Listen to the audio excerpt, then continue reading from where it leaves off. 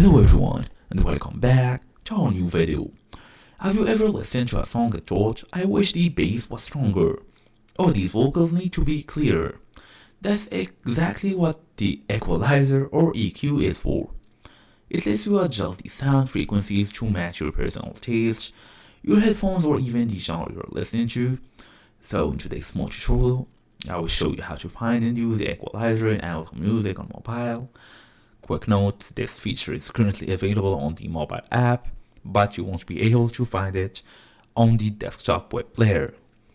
Anyway, fast and easy as usual, let's get started. So first and first, we want to access our settings. Launch Amazon Music app on your iPhone or Android device. Make sure you log in using your email address and password, then go all the way, tap on your profile icon, just like this. Then you should be able to see settings there. Tap on the settings or gear icon, then find the equalizer. Scroll down through the settings menu until you see equalizer. Tap on it to open the EQ settings, then turn it on. On Android, you will likely see a checkbox to enable the equalizer. Check that box first.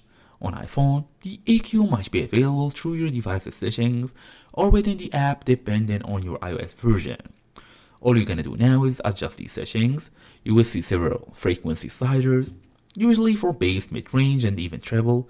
You can also choose from presets like normal or even flat. No adjustment needed. As for the pop, enhanced vocals and treble. For the rock, boosted bass and treble. For the jazz, it will give you like a richer mids, classical, balanced, dynamic range. As for the bass booster, exactly what it sounds like.